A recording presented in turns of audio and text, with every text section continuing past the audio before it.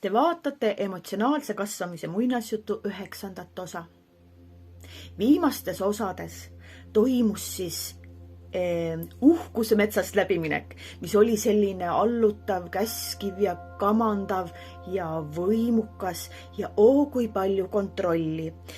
Iga metsas kasvav puu, känd, käbi tuli üle kontrollida ja selle üle võimust, kamandamist, käskimist ja allutamist omada, sest et see oli ainukene viis, kuidas saavutada kontrollitud tulemus, ehk siis ma ei tea, mida ma tahan, aga ma tahan seda praegu nüüd ja kohe ja hästi palju ja sina pead selle mulle tooma.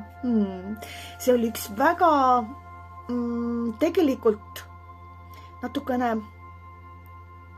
ikkagi ebamugav oli see uhkuse mets, küll aga mitte uhkuse sees asuvale isikule endale, vaid nendele kõrvalosa täitjatele, lähedastele, ülemustele, sõbrannadele, kes pidid seda nii-öelda uhkustavat tegelast kuidagi nagu ära taluma.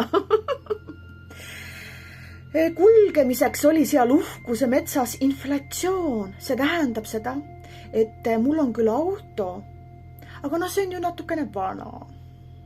Ma tahan uuemat ja suuremat ja ilusamat mudelit ja ikka parem kui naabril või sõbrannal või Ehk siis mul on küll nagu kodu, soe tuba ja padi ja tekk ja köök ja nagu, aga see pole ikkagi see.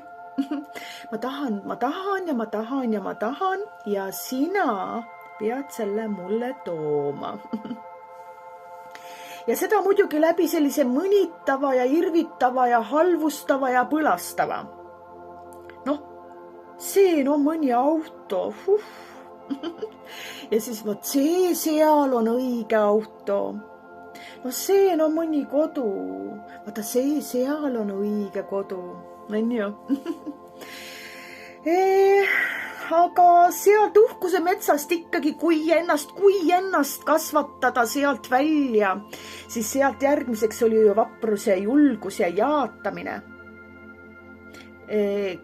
Kõik on natukene juba teostatav. Enda mõju endale suurenemine. Oli ka selle vapruse julguse juurde jõudmine ja lubamine.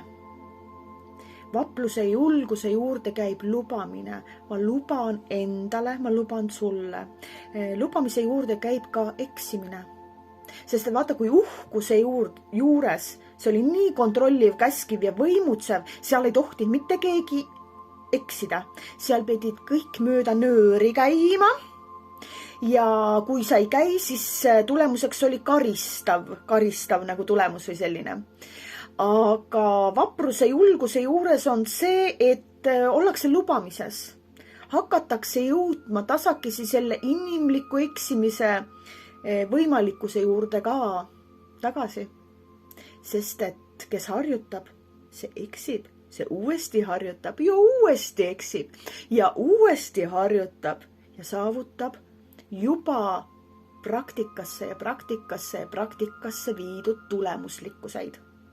Uhkuse juures vallutab ja võimutseb ainult teooria. Kõik justkui teavad, kuidas on õige,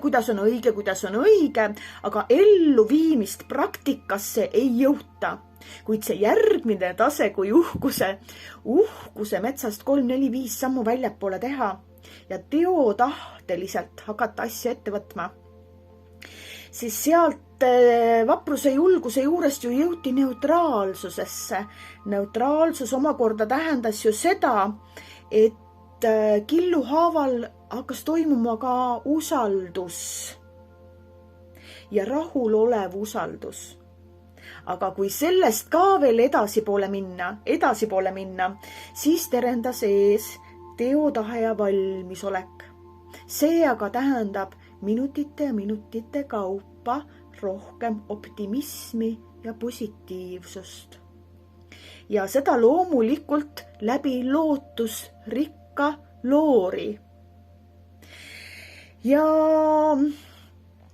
seda inspireeritult ja motiveeritult, enese inspiratsioon, enese motivatsioon ja läbi kavatsuse, ehk siis ma tegelikult ju oskan natuke laulda ja mul on üks viis sealt sahtlis ja laulusõnad ja natuke luuletusi. Vabandust. Ja ma saaksin selle ju ikkagi sisse laulda või. Ehk siis hakkab olema ka teotahe ja valmisolek, et mulle meeldivad tegelikult need lilled ja liblikad ja ikebana ja floristika.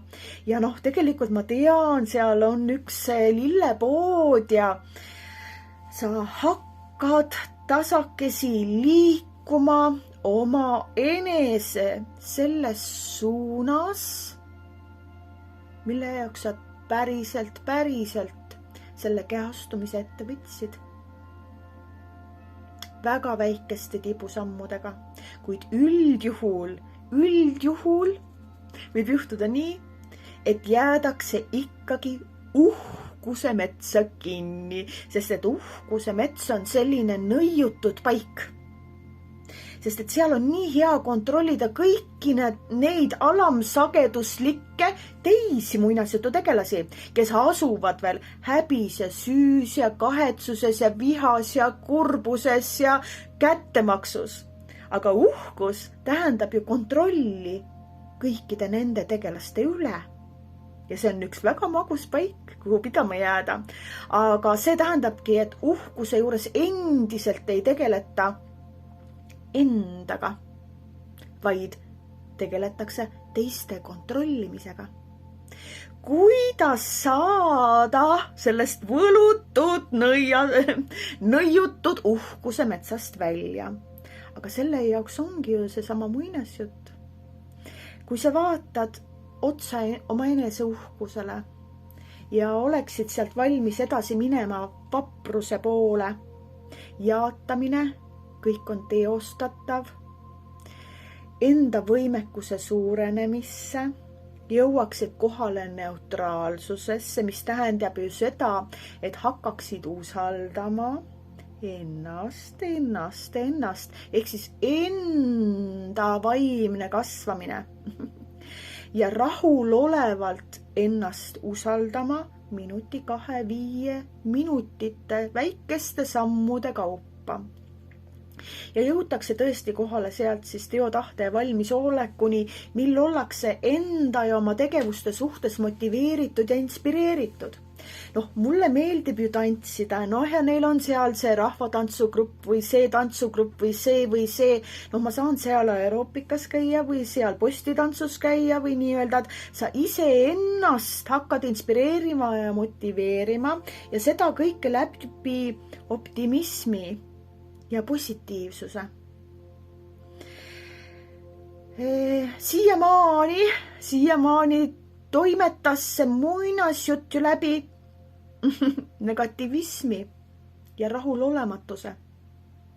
Kuid nüüd, jõudes sellesse usaldusest, hakatakse jõudma kavatsuseni, kava hakatakse nii-öelda planeerima natukene. Kontrollimise ja planeerimise vahe on see, et kontrollitakse teisi, aga kava ja planeerimist saab ka nagu teise arvelt teha. Sina lähed, tood poest leiba. See on täitsa teiste inimeste aja planeerimine, on ju nii. Aga kui sa jõuad teotahteni ja jõuad iseenda vaimsuse kasvu algstaadiumini, siis sa tuled välja teiste inimeste kamandamisest ja asud iseenda kavatsusteni, planeerimisteni. Aga samas siin tuleb meeles pidada seda kohta, et sa võid plaanid pidada, kava teha, kuid Jumal tuleb ja naerab ikka selle üle, öeldakse, on selline lause. Lugu ongi selles, et see kava või plaan tähendab, sa valid sihi, kuhu poole sa hakkad minema, aga see, mismoodi see teekond kulgeb, see tasub jätta usalduslikult lahtiseks ja avatuks, sest et üllataval kombel on universumil meile palju rohkem pakkuda, kui me arvatagi oskame, sest et oma väikeses loogilises peakeses me sealt ma saan selle, sealt ma saan selle ja siis ma saan seda. Sa nagu arvad, et sa tead kõike. Kaugeltki mitte. Maailmal on sul hästi palju pakkuda, universumil ja kõiksusel. See sinu kunagine killustatus hakkab tasakesi kildhaavalt sinusse tagasi jõudma ja sa osasid kilda absoluutselt ei mäleta ja sul ei ole aimugi, kui palju elukogemuslikku energiat ja võimalikkuseid, erinevate võimalikkuseid sinu enda informatsiooniväljad sisaldavad. Seega suuna võib ära valida. Ülejäänud läheb usalduslikku liikumisse ja spontaanselt lubada iga päev endal eksida ja ümber mõelda. Sest et kui ma teen plaani, ma teen 5 aastaku plaani ja ma hakkan seda raiuma ja raiun, ma olen juba, ma olen 2-3 kuu pärast nii väsinud sellest raiumisest, sellest 5 aastaku plaani. No ma ju lubasin endale ja no kuidas ma olen nii tahtevõimetu ja teostamisvõimetu ja kuidas ma ei suuda järgi pidada ja nii edasi, sellepärast, et sa panid endale raami. Olles looja loob raamist, boksist, kastist, alati väljapool. Ja palju võimsamalt, suuremalt ja võimalikkuste rohkemalt, kui sinu väikene loogiline peakene kunagi üldse mõelda on osanud.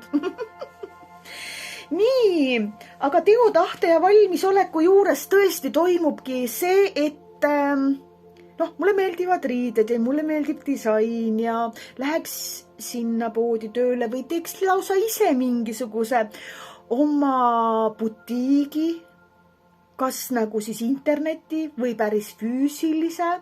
Ehk siis toimuvadki juba see, et ma niikuinii ju küpsetan iga päev saia. Ma küpsetan siis niimoodi, et teistele ka hakkavad ilminguna välja tulema need kohad, mis on sinu võimekus, mis on sinu potentsiaal, mis on sinu suundumuslikkus. Sa ei pruugi veel teada päris täpselt, mille jaoks sa siia ilma tulid. Aga see sinu suundumuslikkus, et mulle meeldib küpsetada sealt saia või leiba, ma teen oma kohvikut, aga pärast kohvikus ma saan ju tuttavaks sellega ja siis minust saab hoopis mingisugune toidukunstnik. Ehk siis teekonna alguses võib olla kohvik, aga tulemuseks on alati kõrgloominguga kunst, elukunst. Ja vahet ei ole, kas selleks tööriistaks ja instrumendiks on siis nagu noodid, muusika, hääl, disain, lõhnad, maitsed, mingi ilu valdkond. Kas kunst, kas arhitektuur, kas mida iganes, aiakujundus, mis sealt iganes hakkab sinu seest välja tulema, sest et see väiksed osakesed looja sinus eneses on lubatud looma ja eneseväljundit tegema. Ja nüüd sellest järgmine samm, kuhu meie kallis muinasjututegelane, kelleks olin mina, võib-olla, aga võib-olla selleks olid sina või tema seal. Järgmisena on ees ootamas sellised leheküljed meie muinasjutus nagu aktsepteerimine. Mida see võiks küll endast ette kujutada?